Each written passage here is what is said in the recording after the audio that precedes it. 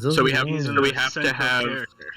so we have to have Beyond D&D Beyond open, right? As well. Yes. Yep. What is Go the ahead year? and test some rolls and etc. Copy. Anthony, question just Yes. for my character. What is the year and date of restarting? I actually have that on like the year and the calendar stuff. It's all on World Anvil, or it should be anyway. I think I World published that a Anvil. couple days ago. Where would I find World Anvil? I sent you guys a link like some time ago to my World Anvil page. Just remind me after the game, and I'll post it again. It might actually be pinned right on Discord. Okay. Oh shit, Mamadou's here now. It's a real party. Hey, Yo, Mamadou, peep Ronald's Uber driver picture. what? I hit with Look at his picture. Don't it look like if your Uber driver was arriving?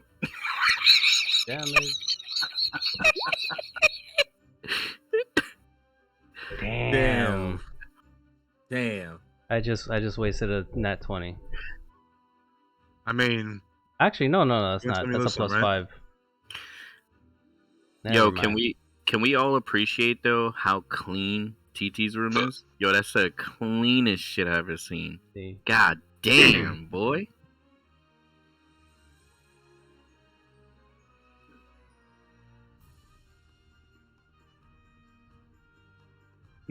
yo, Chris, are you streaming this? Yeah, yeah, it's live now. I just started streaming it. Ah, dope. I was just checking out how the sound sounds. Can we make sure I'm at a decent level?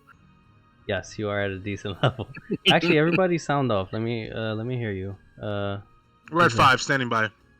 Red 3 standing by. Year 4 standing by.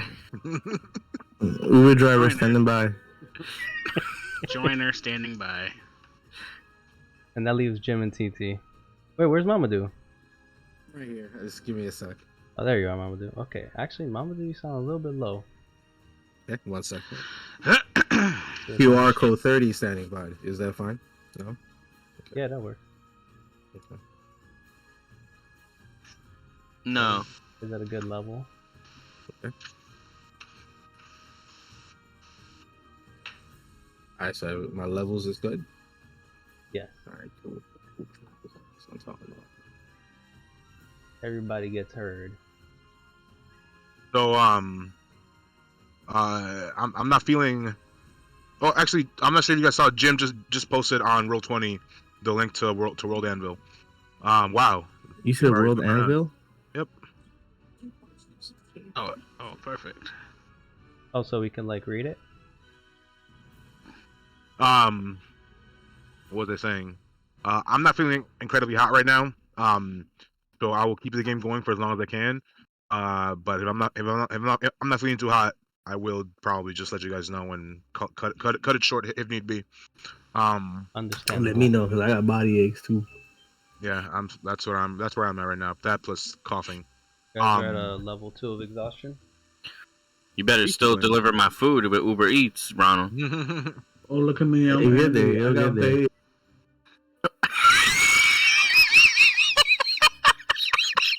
Yo, TT, don't start this. TT, don't start. It was one time. You get one. You get one.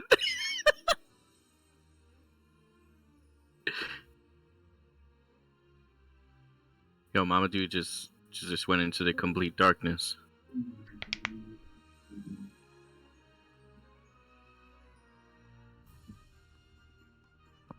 I gotta fix my hair, yo. I look like a hot mess with this shit. Look Nah, at me. you I look looking- like a chill nah. pet.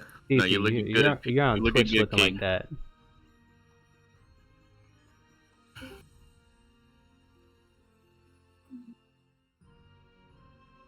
Marigold Ross Cobble. Oh shit. Yeah, there you go.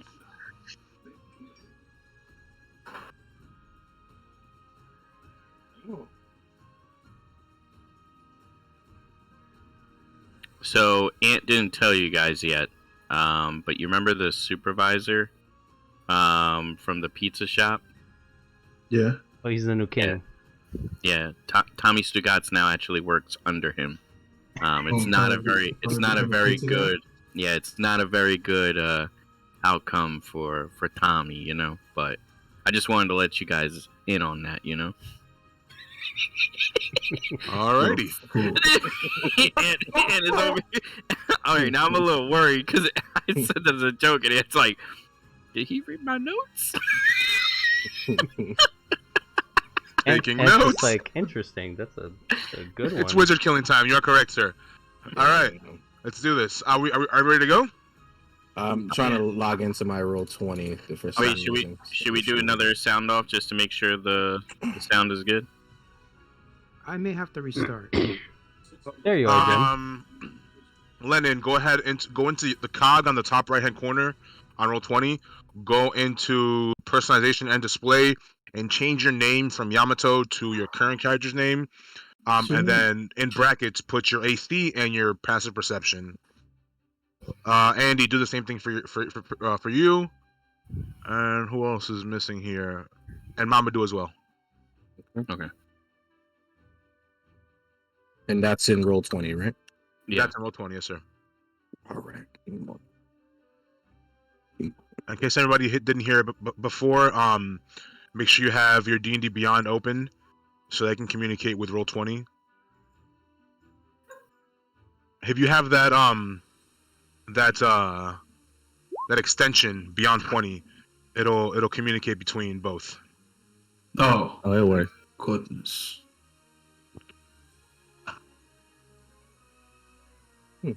Okay. Oh, where is it on my character sheet? On your character sheet, so it'll be on the top. Wait, what? On I was just Roll20? no, I was messing with you because you know how we say that. Fair enough. Fair enough. Yo, you looking to die, bro. I'm trying to stay quiet. Yo, if anybody actually watches this, they're gonna think I'm such a fucking like old school kill my players DM, which is very much not the I case. love it. I love it though. I love it. Only when it comes to wizards. Especially when it comes to wizards, but everybody else is fine, you know. So you went easy on me before. Okay. But, Okay. My thing is good now. Yeah. I'm Gucci. Watch out, Broly. I really still look at the camera. Damn, y'all was not joking. Oh, hold up. All right. Where to change the name again? I finally was able to log in. So on Roll20, top right hand side, you'll see that cog.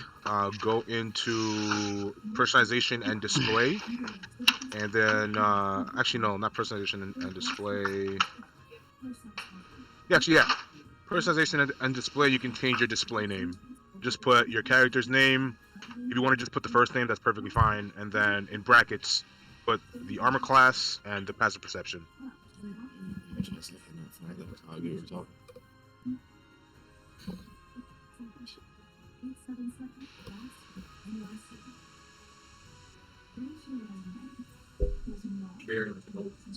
Who's watching college commercials?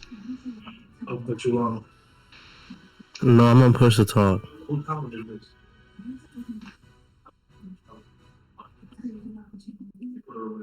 It's Mamadou. No, it's not. Is it? I don't know. I'm not sure. This man's just painting a target on himself right now. He the first to die. Also, guys, we're Where on. do I find this again? Ant, sorry. So to change your display name on Roll20, on the Roll20 itself, top right hand side, you'll see that cog. Click on the cog, go into the personalization and display section, and you'll see a section called display name. Write your character's name, and then in brackets, put their armor class and their passive perception.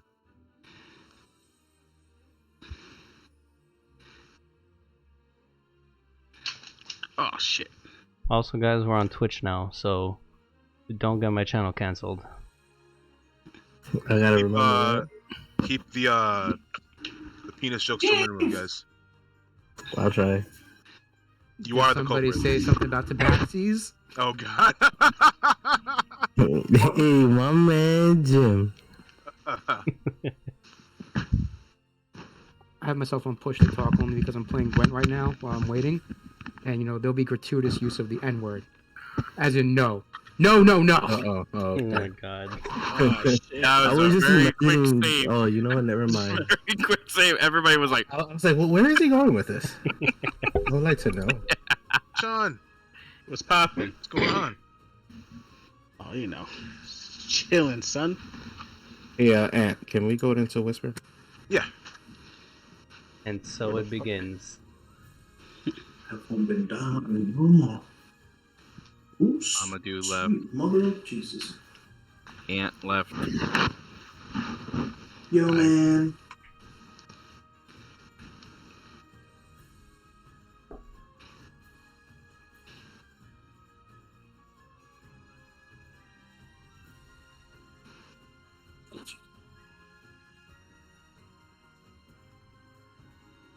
So where do you guys think this campaign's gonna start? We're all gonna be in prison, going down. Like, we're gonna see a blonde guy. He's gonna be like, "Hey, you're finally awake." Oh, Lord.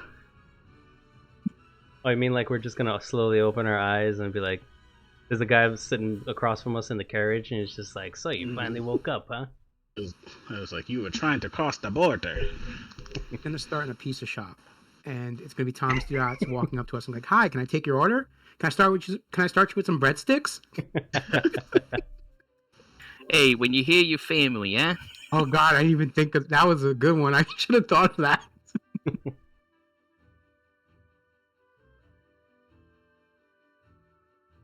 We're at an Olive Garden, but it's an all of garden. All of garden. They just sell salads. Oh, I remember I was watching this video from like Okay. Angry Joe, and and they were reviewing like the Fast and Furious game, and they're doing the whole like family bit, and he's like, "Yo, we're family, and blah, blah, family, family's everything," and blah, blah. And they're like, "What's Family. up with this guy? Why does he keep saying family?" He's like, he had a slip and fall in an Olive Garden, so the only thing he remembers is that when you hear your family, so he comes back and he's like, "Hey, have a breadstick for There you go. family only." Hi, Zoe. Uh-oh. What just happened? Why did it do that? do you still have your water near your computer, Ronald? No, she moved it. She moved Okay, it. good, because I was gonna say that would be trouble. All right. She moved it? She brought her water, and I was like, "Your water's too Oh. close to Dad's computer." Oh, okay. Let's Okay, get this popping. this Discord just bugged out All for right, a ready, second. guys? Yep, I'm ready. Okay. I think everything should be good. All right. So, you'll see the on the left-hand side there, the tragedy at Titan's Fist. That's the op-ed by Marigold Ross-Cobble. I won't read that. I'll let you guys read that if you want to. It's gonna show up where it says the Gull Invasion or the Orc Invasion retrospective on the D&D Beyond page. That's what's going to replace that. Okay. So,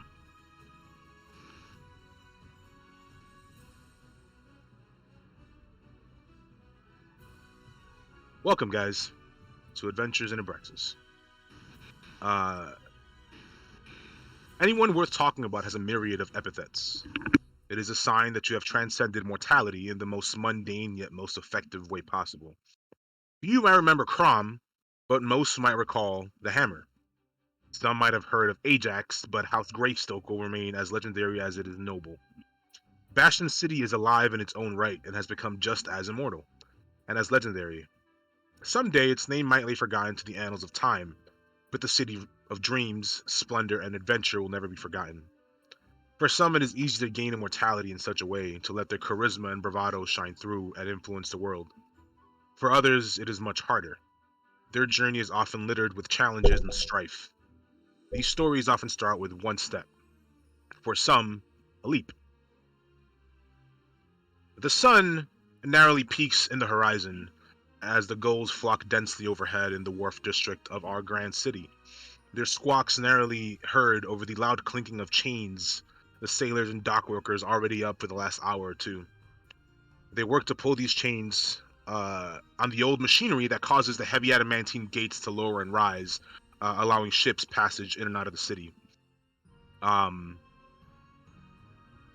Tall ships and fishing boats line the piers, projecting out into a bay sheltered by a quay, constructed to keep the worst of the waves created by the rising and lowering of the gates from battering the harbor. Dock workers rub shoulders with sailors and merchants, and the air is filled with the sounds of commerce and the scent of early morning breakfasts. Almost immediately, the city crowds down to the water. Its tall warehouse offices, inns, and tenements just steps away from the water's edge. The boat rocks gently on the water, rising and falling with the tide as the coastline looms starboard side.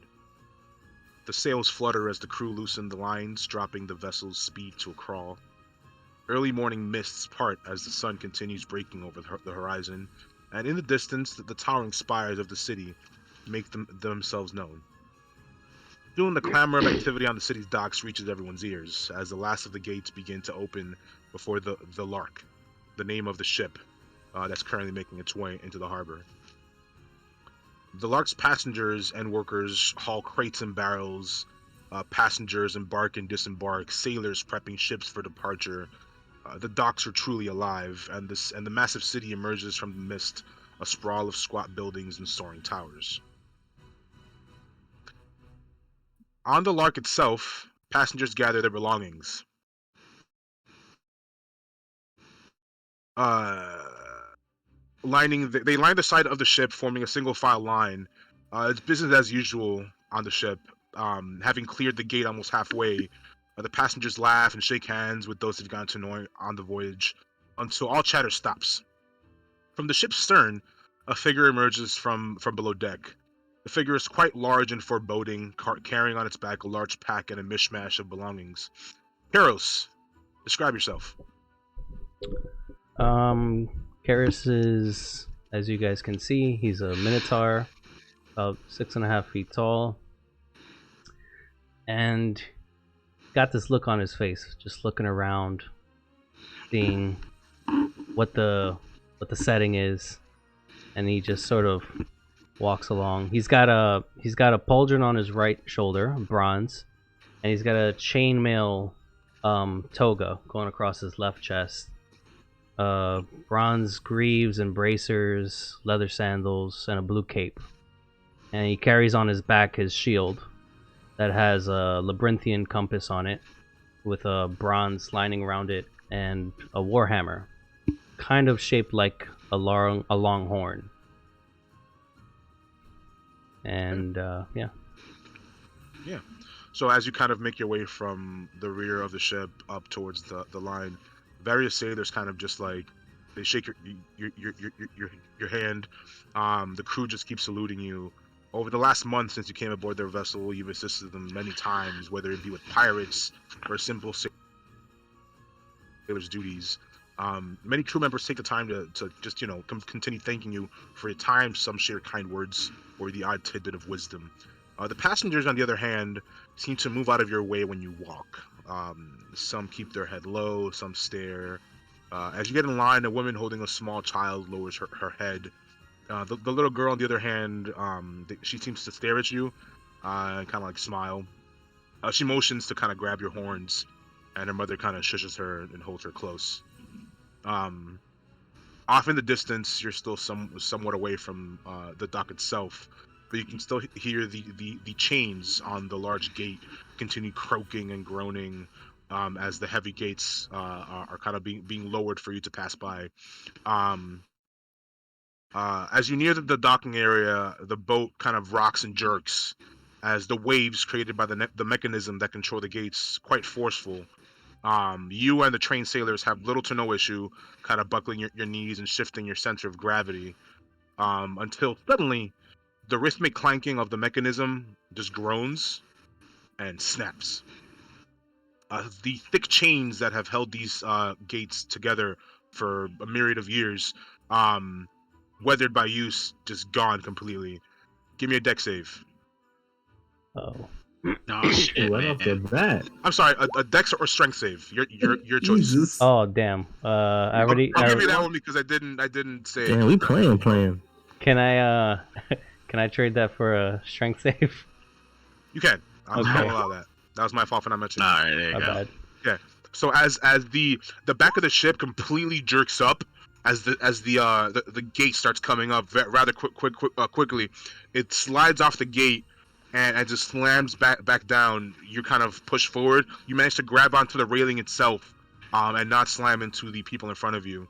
The gates themselves, pure adamantine, lurches and just completely boom, move up. The ship's stern suddenly, like I said, rears upward and slides off the gate, slam back down on the water. The passengers around you are all just falling on the floor. There's water everywhere. Um, some sailors and passengers alike are all falling overboard. Um, Where's that baby? The hell going on this ship? as the boat completely slams down and the water just kind of engulfs the boat itself, give me your choice of a dex or a strength save. Do strength again. Uh-oh. All right. The water itself kind of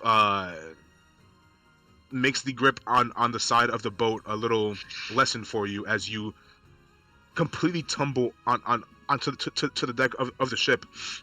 You kind of tumble around, falling around. You continue hearing the screams and the cries of the people around you, and one scream cuts across all of those screams. The woman and her young daughter that tumble forward and drop the daughter over the side of the ship. Karos, what do? I go running for that baby. Okay, I'm going to need you to give me it's gonna have to be an acrobatics check, to see if you can quickly jump over the side of the ship. Real quick, is there anything from where I'm about to jump off of? Is there like a rope or like a rope? Yeah, there's and one plenty of of ropes those, around. One of those ropes and the floaty things. No, there's plenty of rope. With plenty of rope. Okay. So I grab one of the ropes and I sort of lash it real quick to the railing. Or well, one side of it. Give me a sleight of hand check. Sleight of hand. Quick sidebar. Did you say what type of day it is? It's early morning. It's like the wee hours of the morning. The sun is just starting to peek overhead. And we're all seeing this, or? Nope. This is just Karos on the ship right now. You kind of froze there for a minute. You said it was what type of day was it? It's early morning. Early morning. It's the wee hours of the morning. Okay. Oh yeah, you are very confident that rope is tied perfectly. Dropping my other stuff and just grabbing the other end of the rope, I jump into the water. All right. Give me a perception check.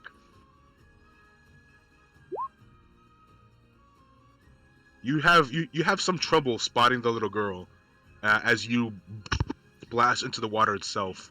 What the hell happened here?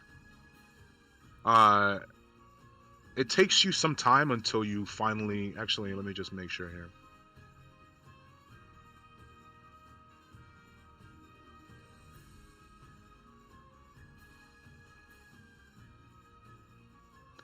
Perfect.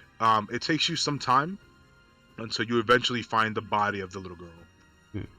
It's fairly limp. The rope itself has untied from the side of the ship. The waves are still crashing all around you, burying you deeper and deeper into the water itself. But you have the little girl in your hand. Okay. I kind of like put her over my shoulder, like on my back, and I start swimming back towards the ship. Yeah. As the ship, by no means is it calm, but the sailors that saw you jump overboard, they throw ropes for you, and just kind of try and pull you up. The little girl is not breathing. She's still on my back, right? And I'm being pulled all the way up?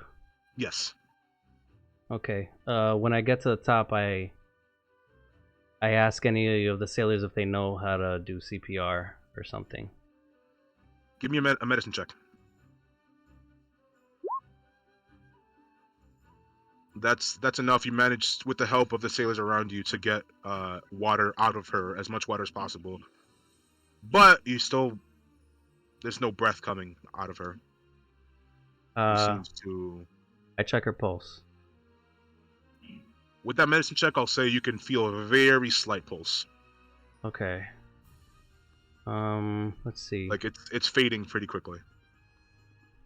Do I have any? I doubt it, but I don't think I have any healing potions on me. No, I don't. I ask around, see if anybody has like a healing potion or something like that. Nothing. The mother is going crazy. She lays next to you. She's screaming up, cursing every god that ever was or will be. All right, in that case, I hold on, give me 1 second.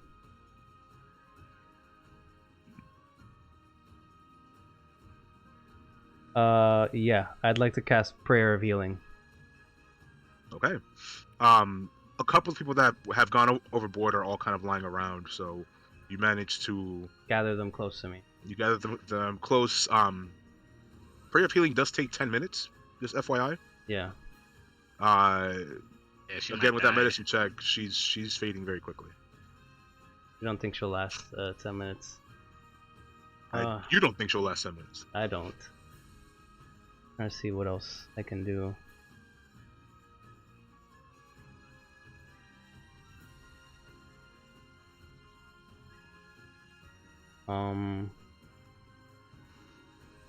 There's no way to cast that quicker, right?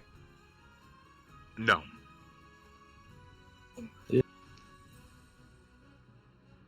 Is there? Oh man. Sidebar. Is there a spell for praying to my god, or can I just do that at will? Is it? There is an ability for it, but it's not something that you have access to at the moment. You gather that a simple spell, like a cure wounds or even a healing word, will suffice in bringing her back. I don't have that. Damn. I have Prayer of Healing. That's it. Oh, damn. Damn. Wait. I will save your daughter, but it will take at least 10 minutes. Over the next 10 minutes, as you attempt to cast this spell, the captain kind of comes up next to you. A dwarven woman. She puts her hands on your shoulder. She kind of takes off her hat and just, you did the best you could, kid. Ah, man. Damn. First lesson. So Fun game, guys. Jesus. What Damn. a start. Well, And I just want to remind you, we're on Twitch. I don't know if you could just go ahead and start killing kids. off. This ain't Bethesda, homie. Damn. Moving I was on. gonna say we're going full out. We're going full Give me a out. second, guys. I didn't know she was a wizard. Damn. Can oh. I bring the? It's like you brought a whole surgical kit and you just needed a band-aid. You're like, ooh, damn. I bring the child's body over to the mother, and I try to console her as much as I can. The mother is unconsolable, as to be expected. She screams and she curses every god in existence. The dwarven captain just kind of grabs you by the pauldron, just like, let it go, kid, let it go. She just grabs her daughter's body, and there are others as well that fell because of this, that are no longer with us. Eventually, the ship makes its way to the dock itself.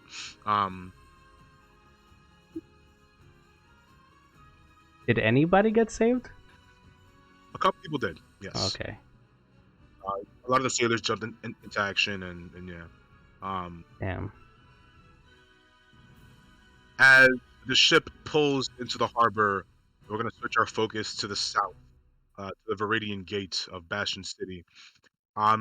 Whereas the gates in the wharf district open pretty much per ship or per armada ships, if so to speak, the Viridian Gate has been open for quite some time. A large caravan, a cavalcade of caravans, makes its way to within Bastion City's walls. To say that the travel has been slow would be an understatement. Think Greyhound. At this point, many of the passengers are starting to grow irate. Kids can be heard screaming, crying out of boredom. Their parents kind of shush them and beg them to still, bribing them with promises of sweets and cakes. Um, One of the Haywood caravans, Salmon Haywood, often has caravans going in and out of the city to specific areas. Um, One of the Haywood caravans slowly makes its way to the gate, and guards enter the wagons to inspect goods, and ask questions to every passenger. Eventually, they come to the absolute last wagon, where a couple of adventuring types can be seen kind of sitting down. But it is mainly passengers as it is. Um, the Bastion City Guard is joined by another, but their crest bears kind of the insignia on their chest. Is much different than the ones worn by the Bastion City Guard. It very clearly states Valtheim Inquisitors. Um, the Inquisitor has a large stack of parchment and just kind of is looking through the whole thing as the Bastion City Guard kind of asks questions to the people sitting down. He first approaches a hooded being, a humanoid, and asks, kind of asks him a couple of questions. Yorkson, describe yourself. So, Dragonborn, I have essentially all black clothing and similar to like a trench coat with a hood on it. But underneath it, you can see two small like pokes because of my curving horns. You can see a visible like straight scratch across my nose. A lot of I have like, you could think of it like the belt buckle from Batman, just a bunch of pockets to have like little items. And then I have two bracers on the sides, and they both have the Eagle Clang insignia on them. And then it's just, I have the bow strapped across from me, and two short swords on the sides. All right. The guard kind of approaches you, a bit of a gruff demeanor. You there, Dragonborn. State your business in Bastion City. I mean, is that any kind of way to speak to anyone? Such He nasty. kind of raises his eyebrows. Okay. Don't take it too literal now. I'm here to see someone. I have an item that I have to return to them. That's mainly it. It's the last Are wish you of a here for mentor. personal business or business? A little bit of both, personal and business, if you could. Kind of groans and rolls his eyes at you. Where are you coming from?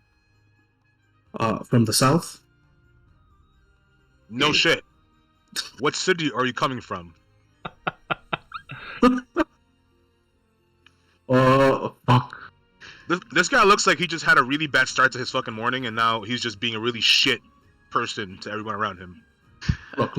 I can tell you're upset. I don't know what happened this morning, but I just came from a small village down south. That's it. Look, I'm just traveling here. It was the last wish of my mentor. I just need to fulfill this just to get through.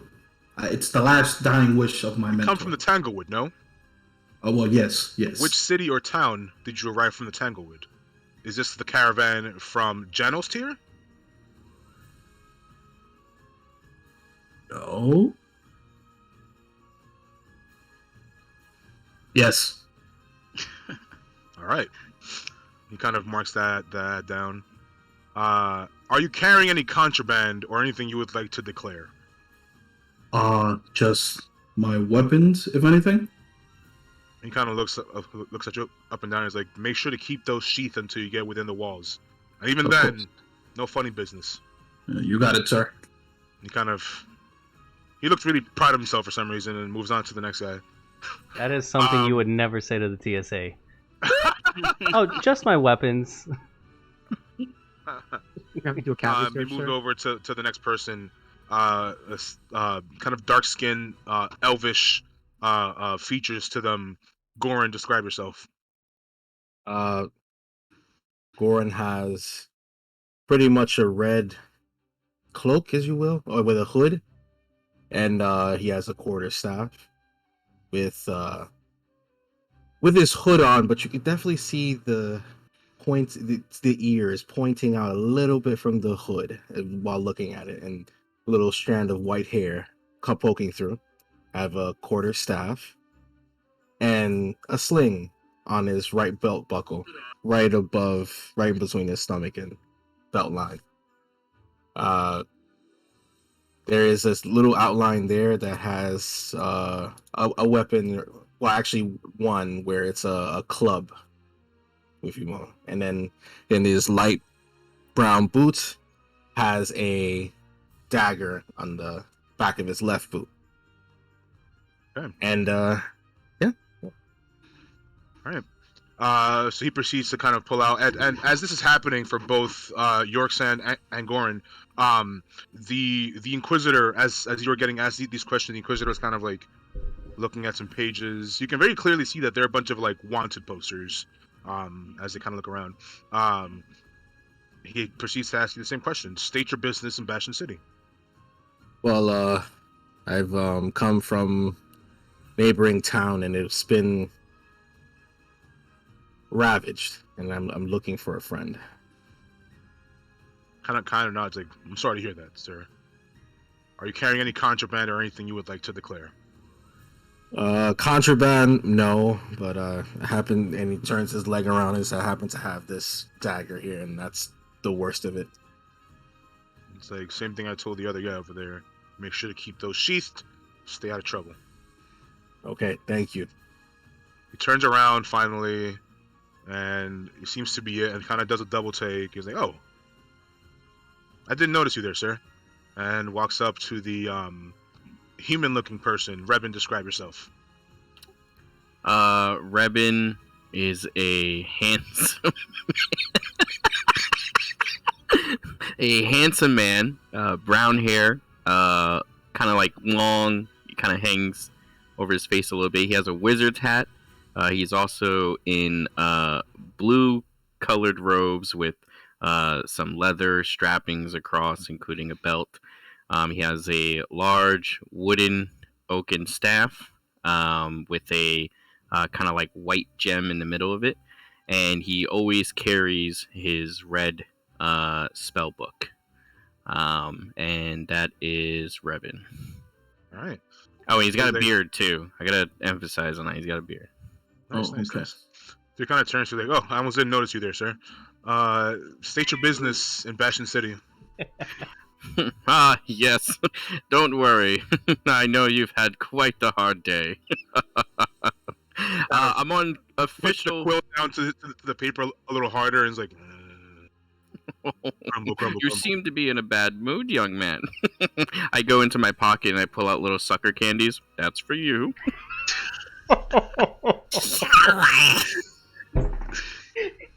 Takes it. He takes it. And he's like, Don't eat those before dinner now.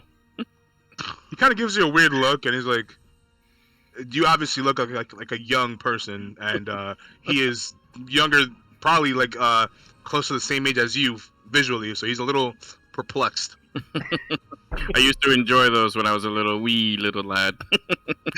And I pull out a scroll from the Vault of Sages. I'm on official business, sir. He kind of opens up the scroll, like, oh, my apologies, sir. No apologies needed. Here, and I pull out more sucker candies. For the Are you trouble carrying any contraband or anything you would like to declare? He unwraps a little candy and I say the only contraband I have is what you're currently eating. he kind of is like, this isn't poison, is it? No, it's a candy, sir. What do you think, me, a thief? Fair enough. They go, well, all right. The entire time the Inquisitor is just like moving on. They begin to leave. They May I go, leave. sir? You guys are all sitting down. You guys are all pretty much being inquisitioned.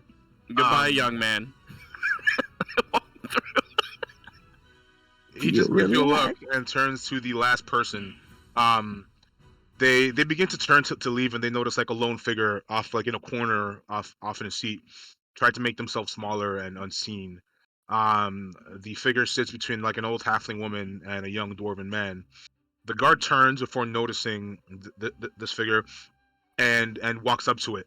The figure itself is robed completely from head to toe, leaving only slits for the eyes. The eyes themselves, everyone can plainly see that it's like this person's eyes are darting around trying to find a fucking quick exit out of this bitch.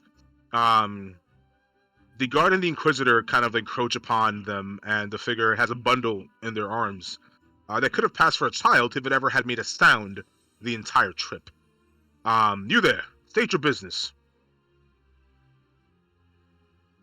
As you guys business as usual, thinking that this person is going to answer these questions from the Inquisitor and the guard, this person instead stands up, reaches into the pack, like in a flash, like the figure stands up and pulls from the bundle 3 long sticks that are tied together loosely with thick vines.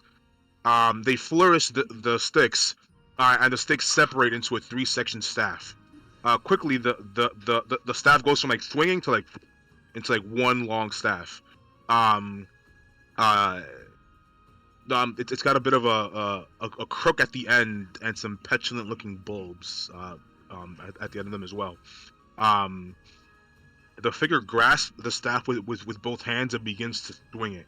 You guys are all pretty close to this figure. It's pretty much ready to slam it into the guard's face. You guys are all seasoned adventurers enough to know that this person means business. Meanwhile, as the person is simultaneously about to slam this staff into the guard's face, a soft muttering can be heard from beneath the face covering. Clearly, the words are of arcane implications. What will you 3 do? I'd like to cast a spell. What are you casting? I would like to cast enlarge or reduce, and I want to reduce that staff to a little toothpick. Solid. Go ahead and read that off. Oh no. Oh. It starts. now, DM, I gave you those sucker candies.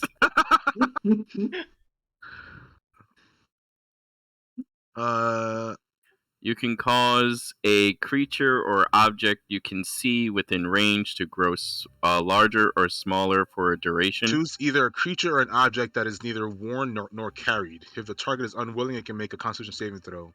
So, what is your DC, sir? My DC. 1 second. 13.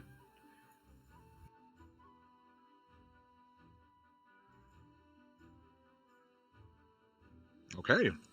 It goes to swing, and as it does, the staff itself goes and shrinks down. It falls to the ground. Let's see if that was sufficient force to pop those bulbs. That was a good sound effect. I'm just saying. It was. And I go up to the man, and I go. I drop some more sucker candies. As the staff itself drops, it kind of like gives you a wild glare. It continues muttering its spell. As it does so, you see surrounding it these sparks begin to kind of as it's gonna cast Thunderstep. Oh Lord! Hold up. Repeat that last one. Sorry. It's going to cast Thunderstep.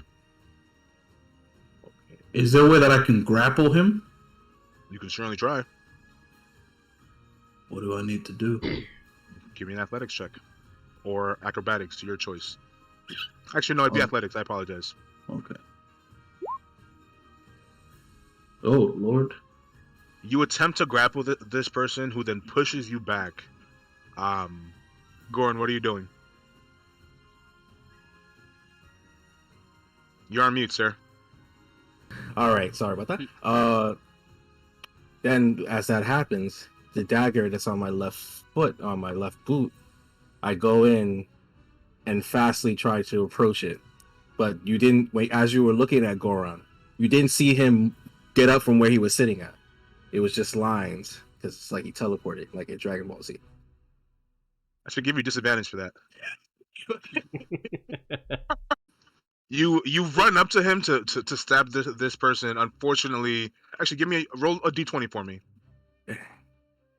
This is going to be contested.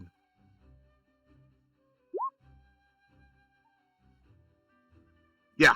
So you go to stab him, and it is unfortunately too late.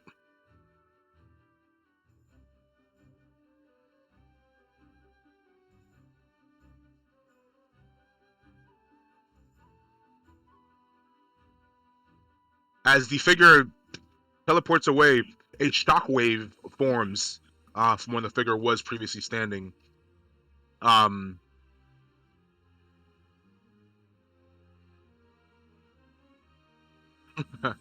Andy, what's your HP?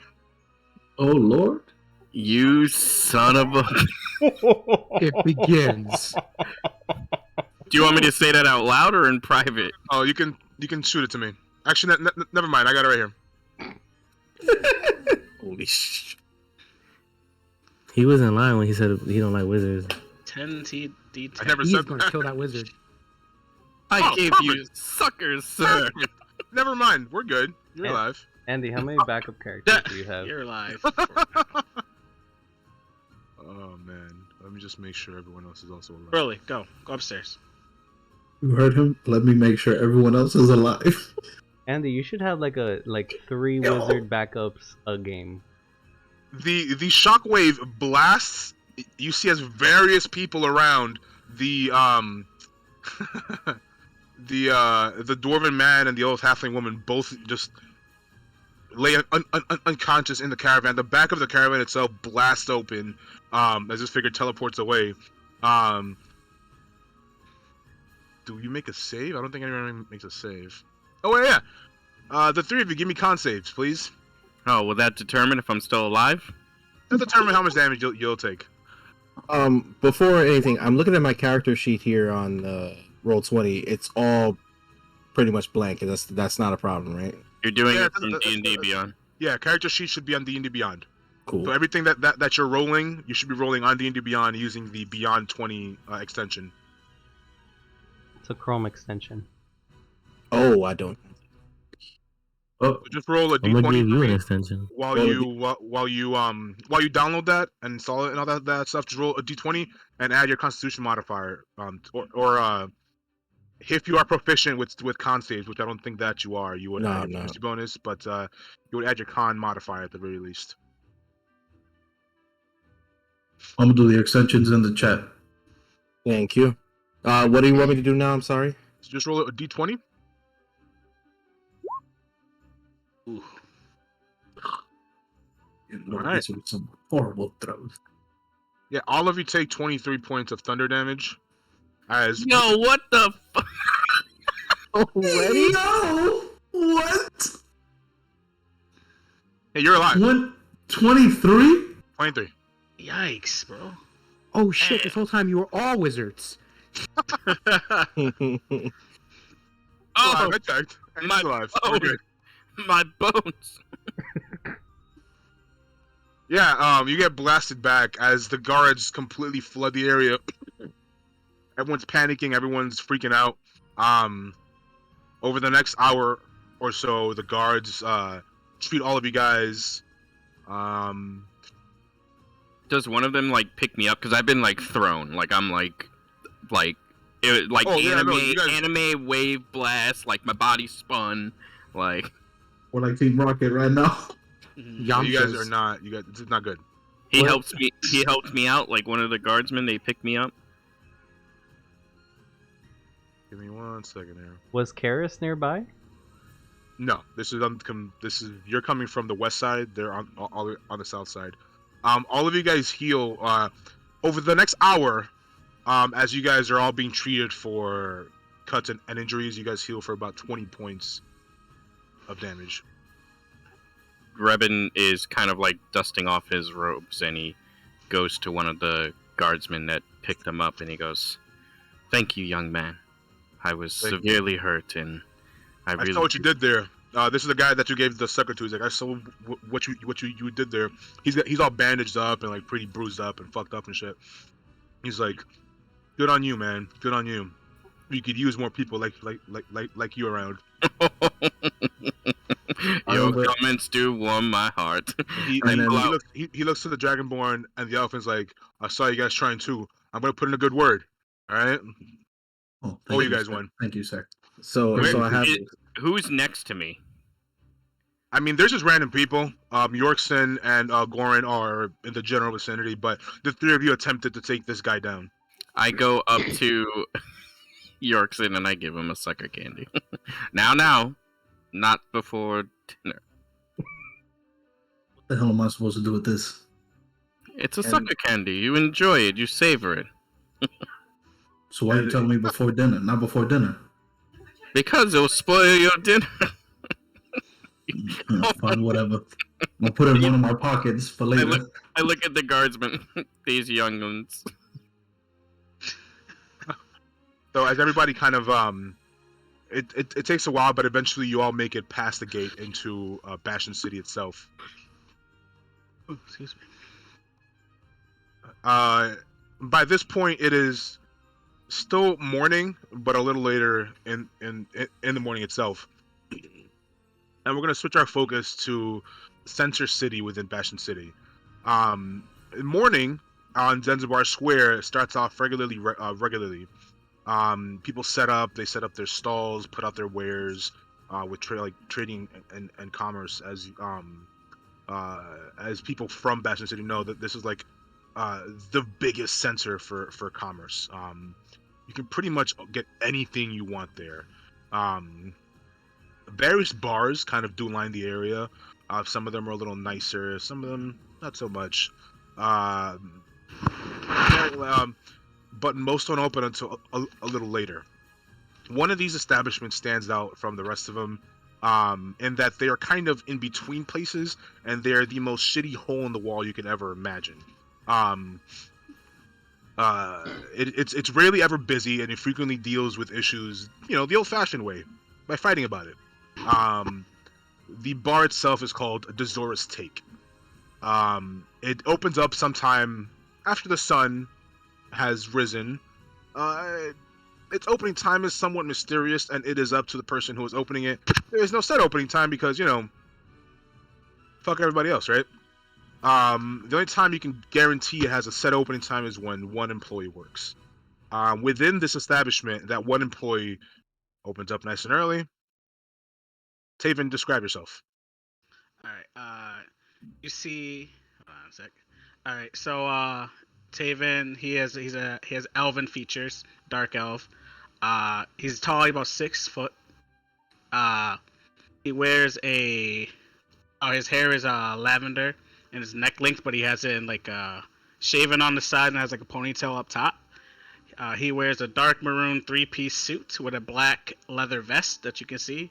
He has a white ascot. Right now he's wearing dark shaded sunglasses. Yeah, he has a very androgynous look. So you have to like take a double check because he can pass as a very elegant elven woman. But yeah, Alright. and like I said, white ascot. He's just smiling.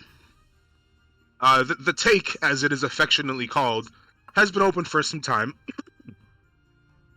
And this young drow has cleaned the bar approximately 45 times, swept the floor 23 times, and having scored 7 points shooting watered up towels into a bucket.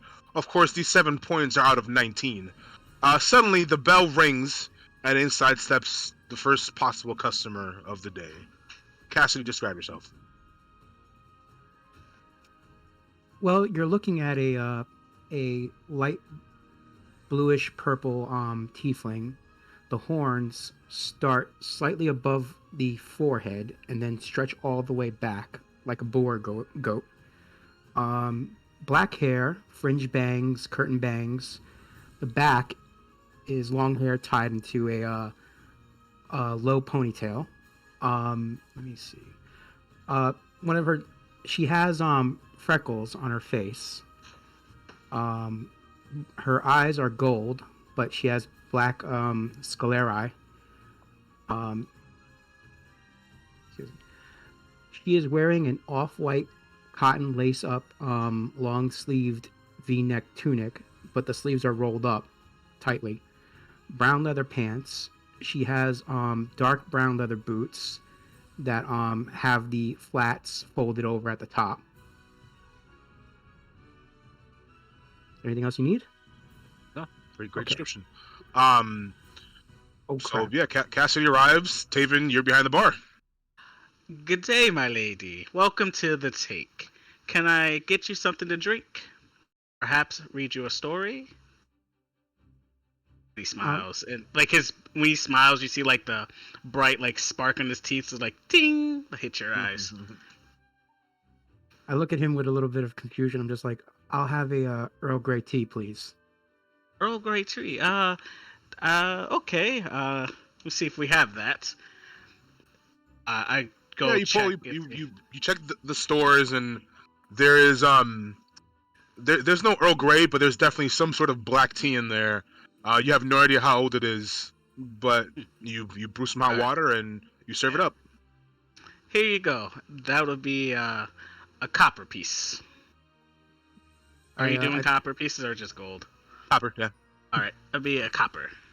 I reach into my side bag, and I pull out one copper piece and I put it on the table.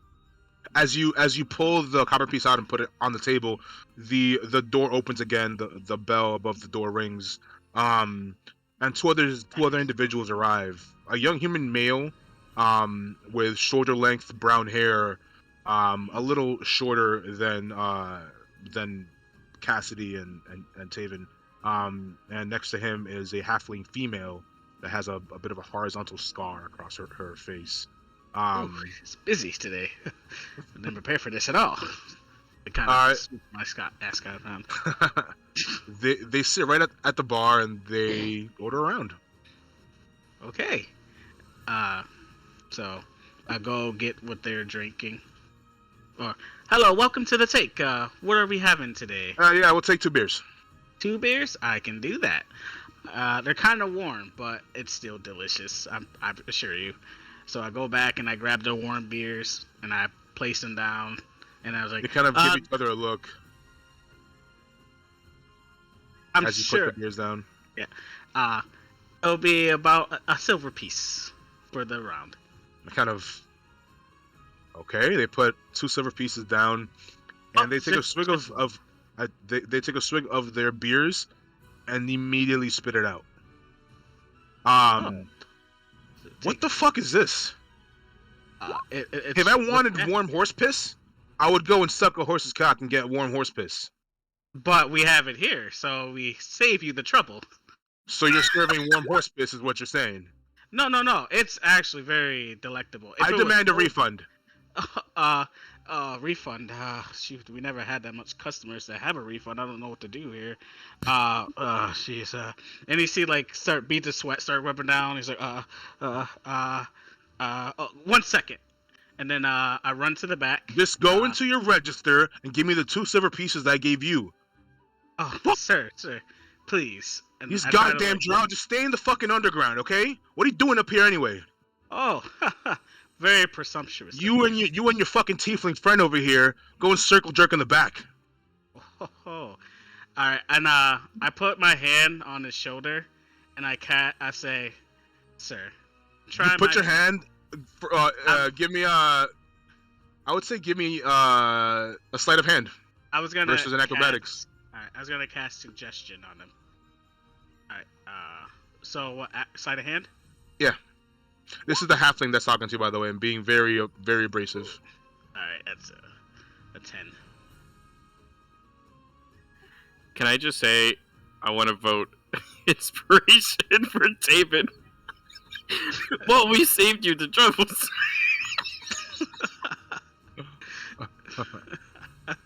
What the fuck? I thought after you said that, Ant was gonna be like, "Oh, you have a horse back there?"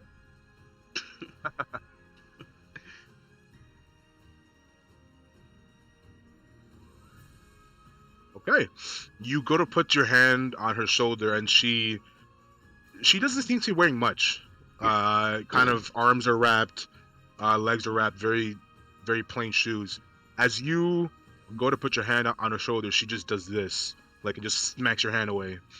She seems to have a very good command of her body. Okay. Oh, I apologize. I didn't mean to offend.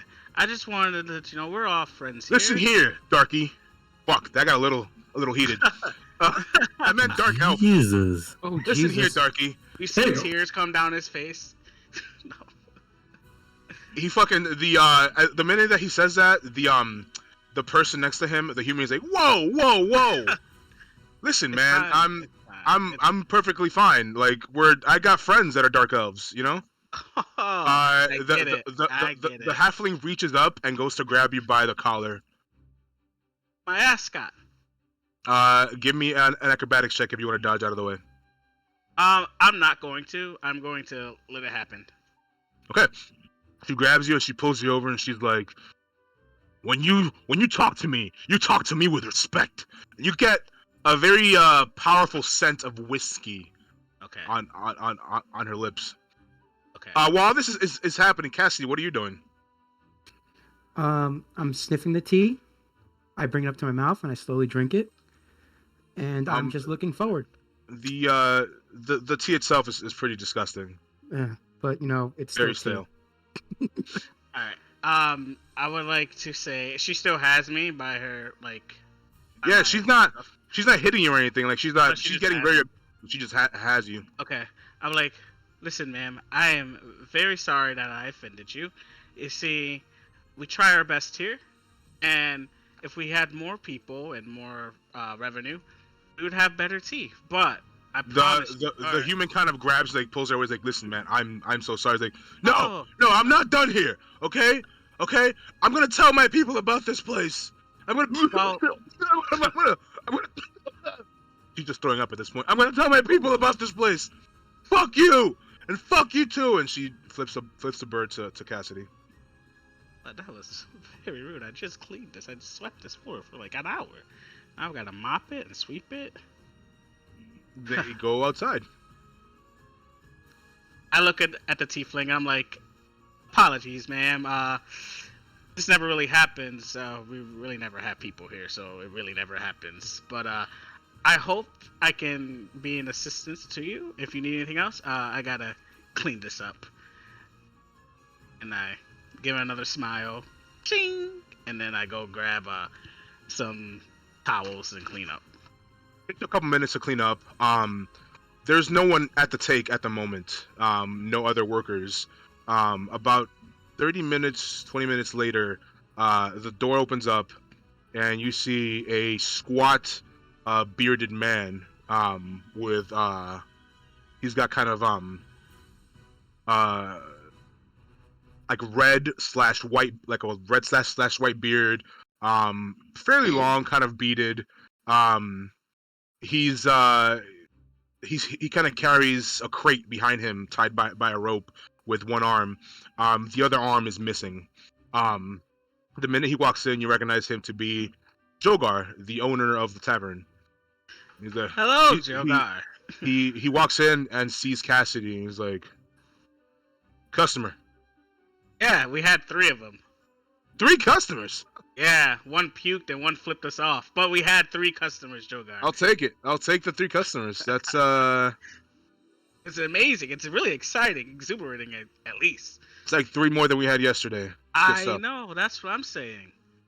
It's 2 more than would we you had like the day another- beforehand. Yeah, I know. I don't remember having 3 customers ever since I came here. Hey, where is everybody anyway? I haven't Referring to seen- the other workers. Yeah, I haven't seen any of them. I was the first one here, and just trying to make everything ready for open business, but I haven't seen anyone else. He kind of shrugs and he's like, hey, listen, I got this package in. I need you to make sure it, no one touches it. And he kind of keeps moving it to the back. Sure, yeah, I can do that. Yeah, of course. What is your passive perception? Cassidy's is 10. Taven's 13. Yeah, Taven, you can definitely hear that as he moves the crate, you just hear cursing and like fuck shit coming from within the crate. Oh shit. It's coming within the crate? Yep. Ooh. Alright, I will gingerly, with my broom at hand, I had towel. With my towel at hand, walk over to it. And try to peer in and see if I can hear anything else. It's like hammered in with like long nails. You can't peer into it, but you can definitely like put your ear up against it. If you Okay. choose to do so, go ahead and give me a perception check. All right, I can do that. Taven needs to be protected at all times.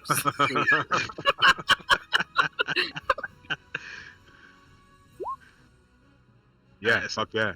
You put your ear to it, and you not only hear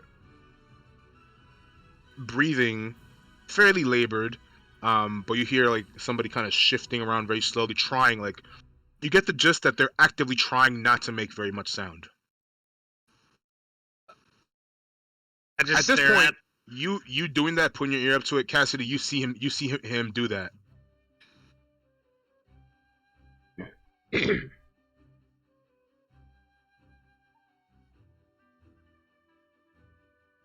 Jim? Yeah, I'm here. I have no comment. Oh. Fair enough. I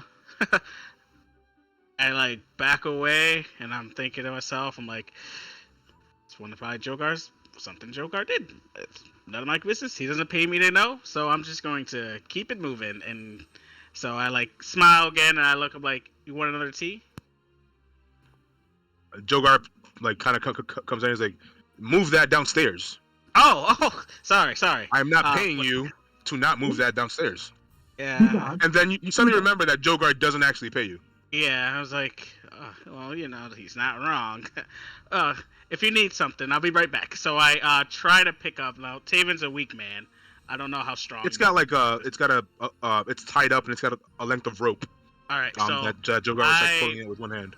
all right, so I like take all my strength and like pull it. Like you do like pull when you're trying to like pull something really heavy, and your Yeah. feet kind of move, but it doesn't really move. I'm like struggling pulling it. It's like moving it a little bit. So, but yeah, I'm pulling it. As you pull that, you kind of try and move it into your downstairs stock area. Give me an athletics check to see how you can adequately move that. All right. Big. Oh, beautiful. Oh, okay. Yeah. So you kind of let it down, and it very slowly goes down the stairs. Every time it slams a little bit, you hear a little fuck, motherfucker. Sorry. It moves to the bottom and it just kind of stays there. Cassidy, from the entrance itself, you now see a different person enter.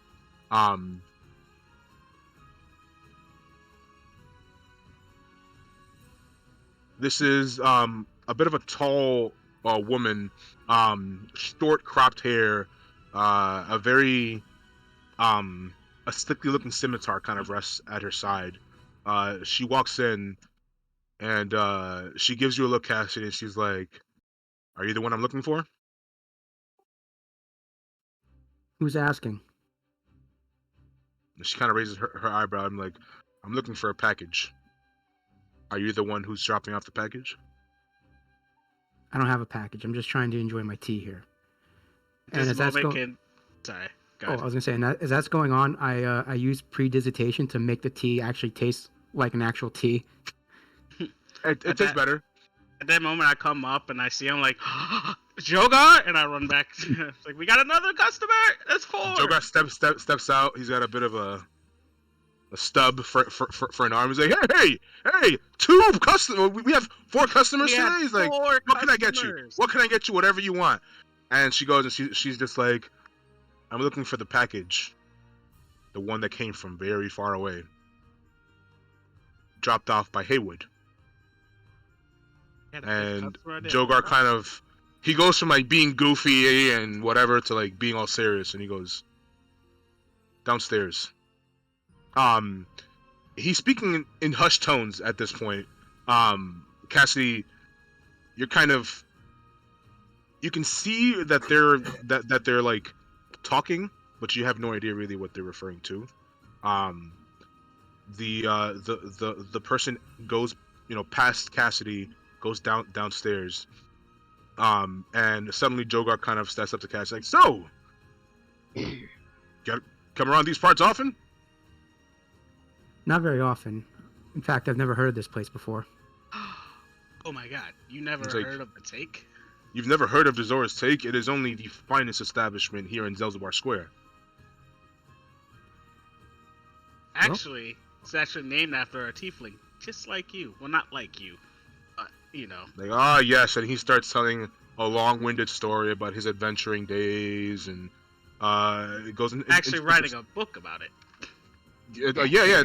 both he and Taven basically go back and forth, filling your ears with his old adventures. You can tell that he used to be an old adventurer and is now just kind of around. As that happens, two figures emerge from downstairs. Zangetsu, describe yourself.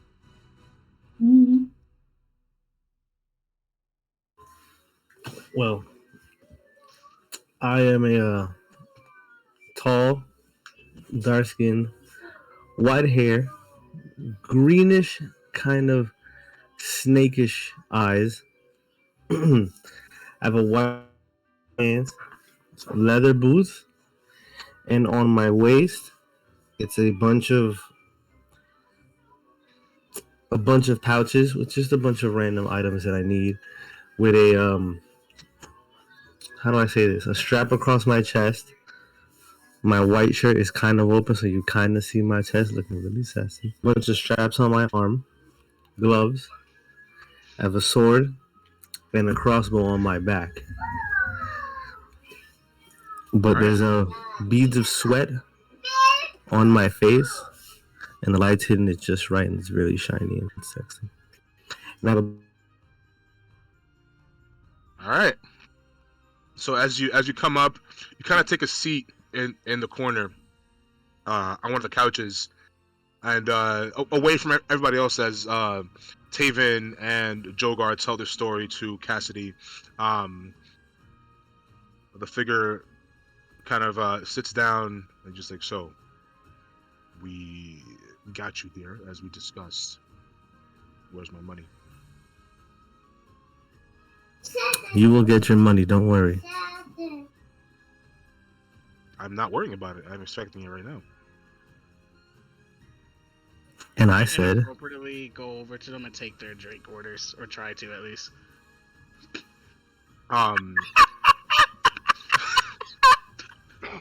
it was hold on, sidebar. I was like,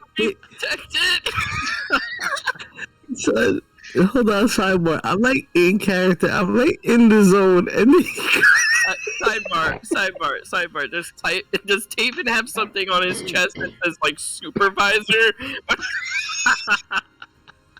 Oh my god. I do have an employee of the month. I was gonna say he's gonna be our Hishang. I'm expecting Taven to just be like, "This is my flair." He's SpongeBob. That's what he is. He's SpongeBob. Yeah. Hold on, guys. I felt that. Well, Zoe right there now. She about to play too. Don't come this way. We're on camera.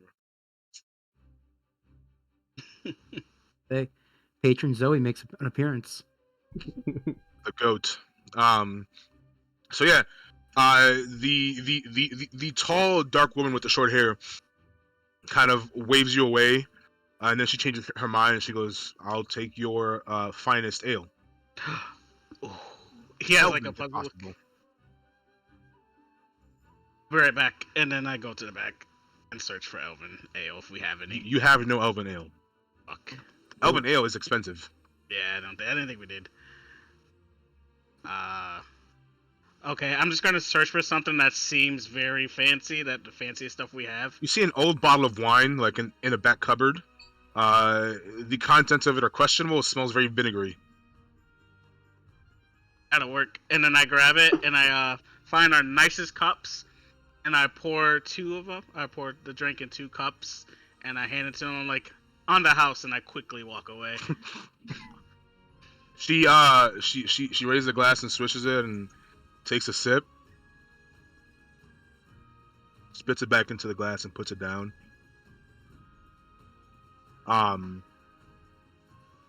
Zangetsu, what do you do? Sidebar. I'm mad his name is Zangetsu. Oh my god.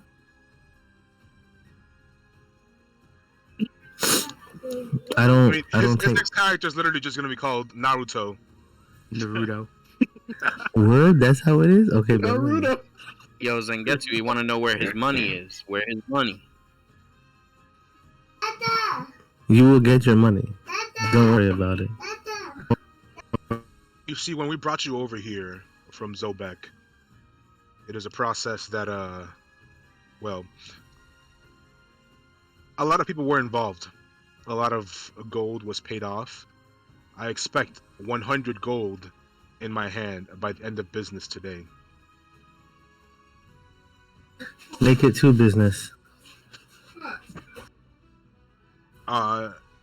Give me a persuasion check. And I'm gonna need you when you swing in your hand around. I'm gonna need you to swing that stubby arm.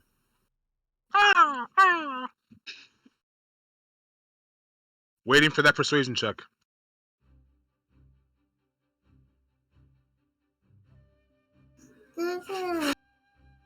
Roll it, you son of a.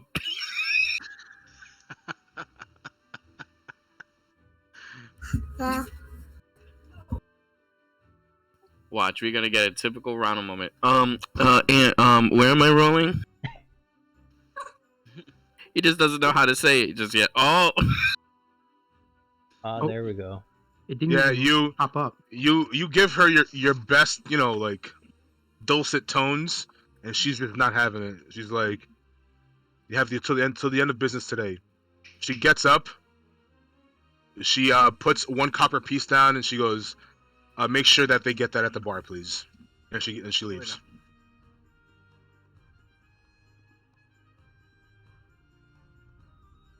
So now Zangetsu, Cassidy, Taven, and Jogar are all in Dazor's sake. I'm looking. I'm like, I can't believe how busy we are today. This is historical. I gotta write this down. And I go into my waistcoat and I grab out a green book, and I grab out a quill, and then I write down. Today was a busy day. The sun was shining, and the drinks were flowing. And I just. Meanwhile, Jogar is just telling all these crazy stories, trying to woo Cassidy at this point. So does that get to Cassidy, Taven? Is there anything else you guys want to do at this point? You guys are all aware that Tyne's Fist will open their gates at noon. Oh, yo, I gotta TT. get my first done. As it stands right now, I'm just killing time, and I'm not even paying attention to Jokar. I'm just I'm just nursing this tea, and warming it up with predigitation. Yeah, you know how like some people tell stories and like just keep grabbing you by the shoulder and like getting you involved and shit like that. That's exactly what Jogar's doing. Like he's not letting you not be involved. Like he's like in your face about it. He's very abrasive. But very, you got a very kind-hearted feeling from him. I would say like every time he does that, I just kind of look at him. I just nod my head, and I'm like, yeah. Is he a dwarf by out of curiosity? He is. All right. I look towards him and I say, "You have a very nice beard." He is smitten by your comment on his beard. He goes into a whole rant about this one time that his beard caught on fire, and he grew it back with magic. And there was some people involved. There was this owlbear guy, and yada yada yada. They fought an army, etc. His stories are not connected at all. He just goes from one wild tangent to the next. I'm not listening to him. I'm just waiting for him to stop so I can continue my. It's not stopping. Oh, okay. So then he'll At just all. continue on. Yeah. I walk over to the Do we know what the? I'm sorry. Is it Ronald? Yes. Let's get to it. Yep. All right. Do I know? Well, what is his race? Since I see, I don't remember. He resembles a humanoid. Okay, so human. All right, so I walk over to him, and I smile, and I'll say, "Is there anything else I can get you?" No, that'll be all for now. Thank you. Okay, no problem. Hey, my name is Taven, and thank you for choosing to take. If you need anything, I'll be right over here. And then Taven, thank you. I'll remember that. Oh. And then he smiles, and you see the ching of his teeth, and then he goes back, and he starts, fighting wiping down counters and cleaning up stuff. Just making sure the place is tip top for our next customer. Sidebar, please tell me that Taven, while doing that, is just staring at Zenketsu doing this. Oh, he's staring at everyone. That's exactly what I was thinking. Yeah, he has sunglasses, or like dark bifocals or whatever, so you can't really see his eyes.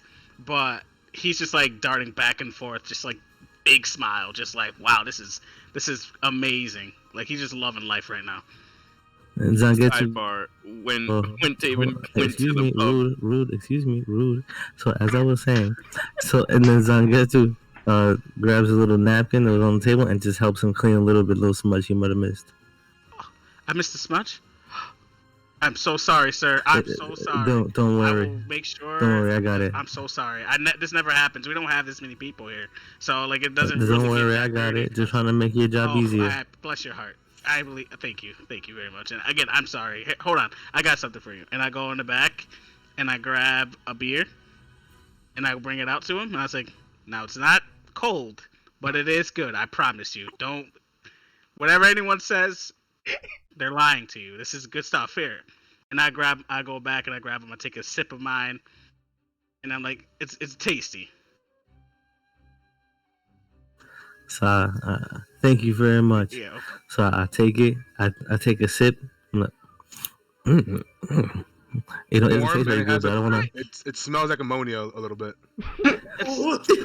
It's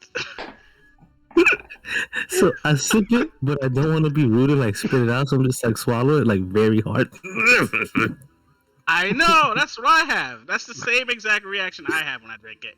But okay, so anything you need, I'm right here. I'll be over there cleaning up. Ching, and then I walk away. Ching.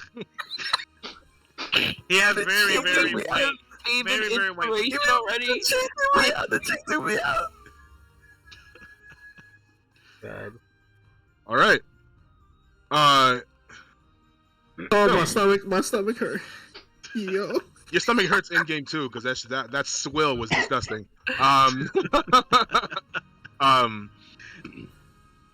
The time wanes on. Since Cassie's arrival, it's been a little over an hour. Jogar has just he hasn't stopped talking like at all, whatsoever. And then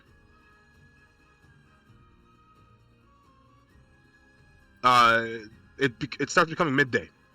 So what are you guys doing? People are starting to arrive to the gates. At this point, the people from the southern gate have arrived. Carols have arrived. Cassidy, Taven, and Zangetsu, what are you guys doing? I go over to Jogar. After I wait till he's done talking, which is he doesn't. There's no like natural stopping point. He goes from like one breath to the next. I tap on his shoulder. He goes 1 minute, and it continues on for another like 5 or 10 minutes, and 5 more minutes. Okay, at noon I'm gonna go to that thing I was talking to you about. Okay. Oh, you're leaving already? Oh no, at noon. Is it noon? What time is it? Pretty much, yeah. Okay, yeah. I'm just gonna take my quick 30, and I'll be right back. We're gonna go over to that thing we talked about. Okay. He kind of gives you a look, and he's like, "Well, Sidebar. Yeah. Can I hear what they're talking about? Am I close enough? They're not being secretive. They're not being secretive at all. They're just plainly speaking. Okay. So yeah. He kind of is like, "Oh, pardon me, just a moment." From Cassidy. Cassidy, this is the most amount of time at this point that he has spent not talking to you. So he kind of goes around and he reaches up with one arm and gives you a big old hug. And he's like, "Yeah." He's like, "Hey, good luck out there, kid. I see great things in you." Thanks, Jogar. Appreciate it, man. And I give him a pat on the head, and then I put on my jacket. Get my hair ready. I don't have hair now, but get that ponytail going. I'm like, fix my glasses a bit, and then I walk out with the confidence of a busy day. He kind of just, as you leave, he kind of just yells after you. He's like, "If you ever need anything, you know where to find me." Cassidy, Zangetsu, what are you guys doing? I'm slipping out now that he stopped talking to me. Oh, I was gonna get up he and turns. He turns to speak to Cassidy to continue his story, and is very disappointed to see that she has left. Oh, poor Joe boy. Zangetsu, what are you doing? I wanted to get up and follow and say, hey, where you going? Yeah, so all three of you leave. You guys, like kind of one after another. At this point, Cassidy's kind of first because the minute that Jogar stopped talking to her, she took off. Taven is after her, and Zangetsu was kind of last in line there.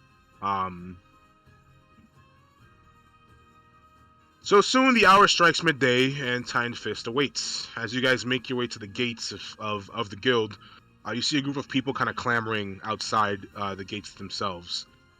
Many of them have parchment and quill and are kind of just writing things down, asking questions.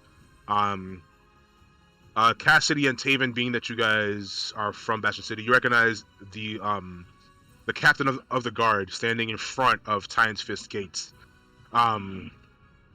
He's kind of bulwarked by a couple of other guards. They all have spear and shield at the ready.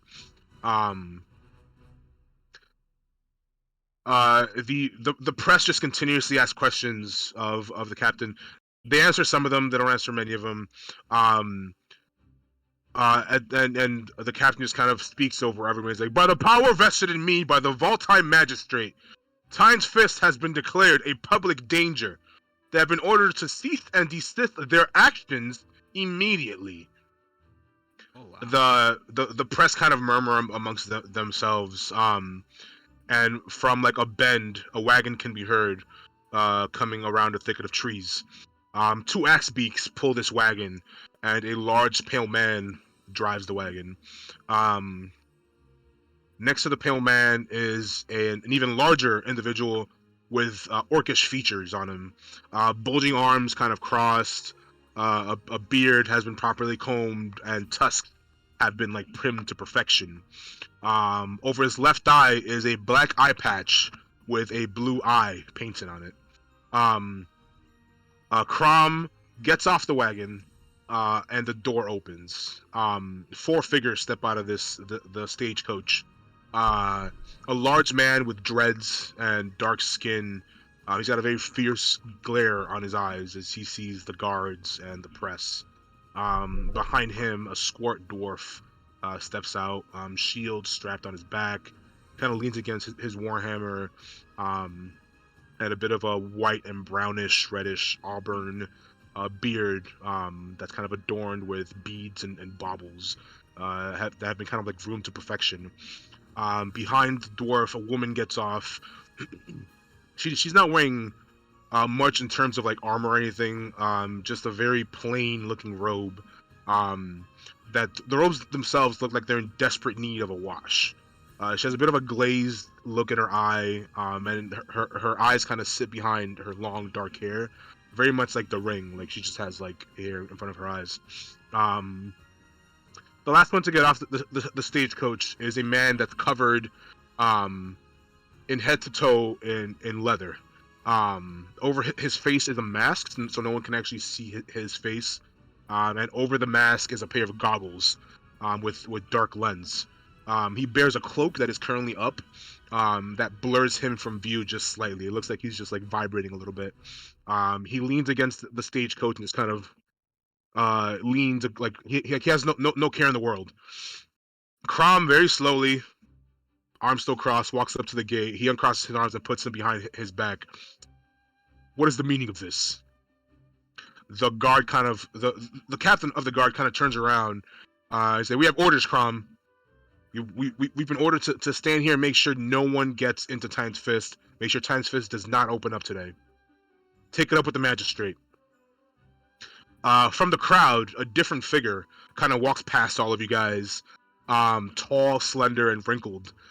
She's got elven features which are juxtaposed against obviously aging skin. This seems to be a very old elf. Last I checked, the Bastion City Guard get the orders from me. No?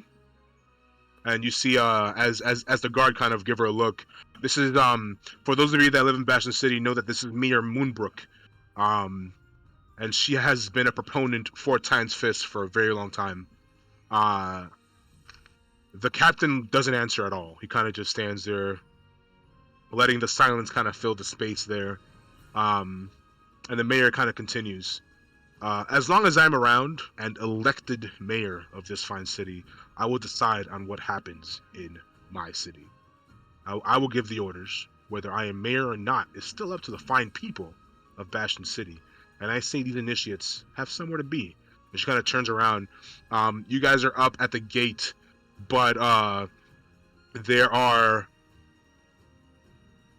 Although you guys are up at the gate, there are dozens of people, well, a little over a dozen people, aside from you guys, kind of surround you.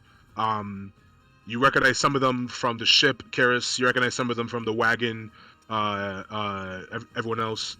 And they all kind of just kind of are waiting to see what's happening here. The mayor, the press, and Crom and the guards all turn their attention to you guys, to your entire group. The silence kind of continues lingering, filling the space around, and Crom steps up from behind the gate. I stood here 1 year ago. Over 100 people before me, chomping at the bit to enter this guild. Now it seems we have fallen out of favor with the adventuring kind. I wish what had happened hadn't had happened, but it did. The second guildmaster had a saying, we cannot change the past, we can only learn from it and move forward. The life of an adventurer is a life of uncertainty. The minute you awaken on any adventuring day, it's a crapshoot whether you're going to live to see another day or not. It is not something one can so casually do, but rather it is something one must dedicate themselves completely to. I cannot force any of you. I can only show you the door. It is up to you to decide whether you want to take a leap of faith. Test your mettle and hope that skill and luck will allow you passage to the other side. Everybody kind of, you hear murmuring from the other adventurers and from the press. So, as he says that, the gates kind of begin to open, and he steps back, and the large pale driver kind of gets off the stagecoach and opens a different door on the carriage. A current kind of blocks the view to inside. Who will test their tenacity? Who will join us as a member of Titan's Fist? Excitedly, I run up and just like, yes, I will take on this mantle, this challenge. I quickly get up and say, I will. Couldn't be that hard. Karis makes his way through the crowd to get up front, looks at Crom and gives him a nod. Crom kind of gives you a nod back. You see others kind of start to make their way and kind of single file go inside as well. Do the rest of you join them in line? I walk forward and I actually look at Crom, kind of like, staring at him a little bit, and I go, I've met you somewhere. Maybe not here, but somewhere I've seen you. And kind of raises an eyebrow on his one good eye. He doesn't say anything. And you said Crom was a orc? Crom is very orc-like, very large, green skin, perfectly primed tusks, very, very hefty-looking guy. He kind of wears a very simple tunic with the sleeves cut off. You see a bunch of scars everywhere, all around him. On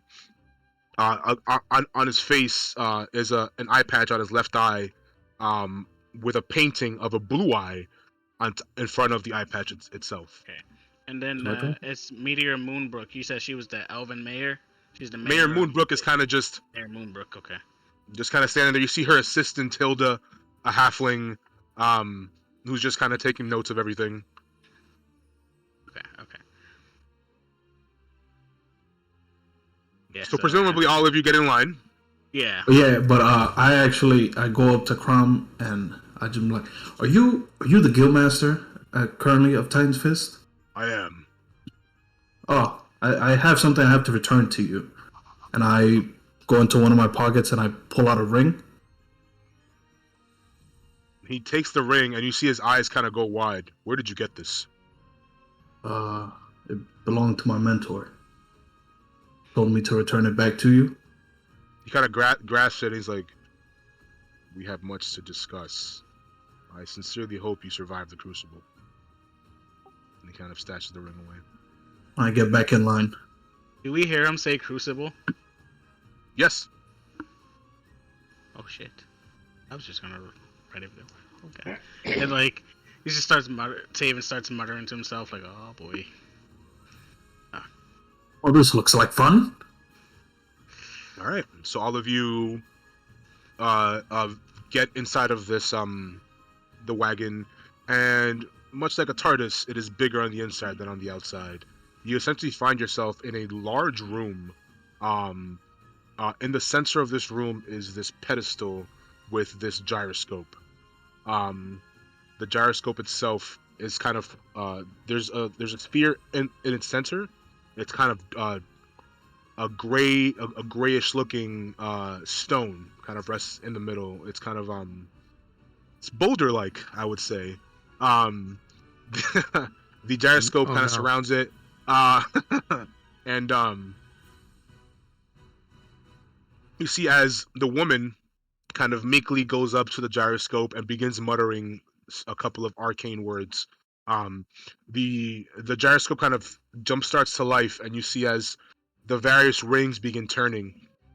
It turns faster and faster and faster, kind of producing these sparks of electricity until eventually it's kind of warbling a little bit. This energy in there, and he kind of Crom kind of steps up, kind of far away from it, and he kind of just goes, This is a test.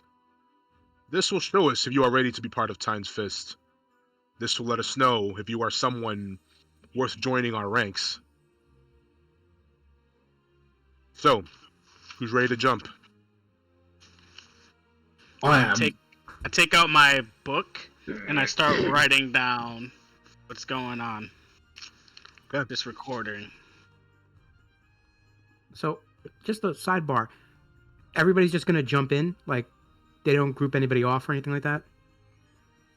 Yep, everyone's just jumping in together. All right, well then Yep. I'll hop right in. Yep, I take the leap of faith.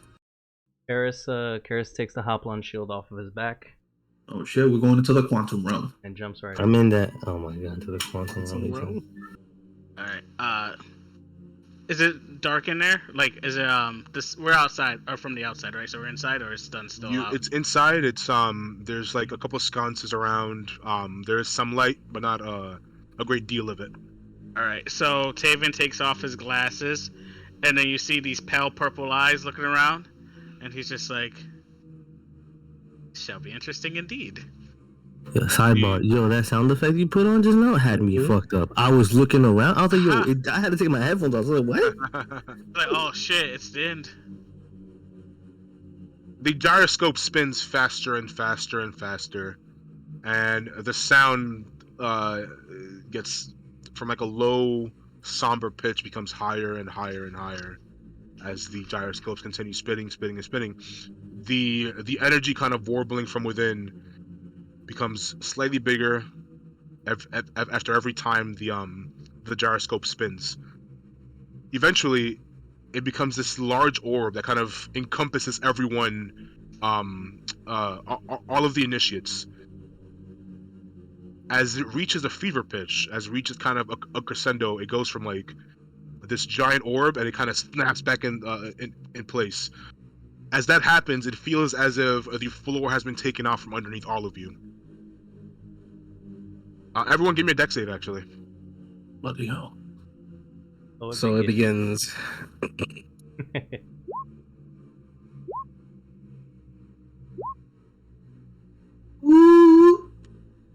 Oh boy. Okay, noted. That's where we're gonna end it.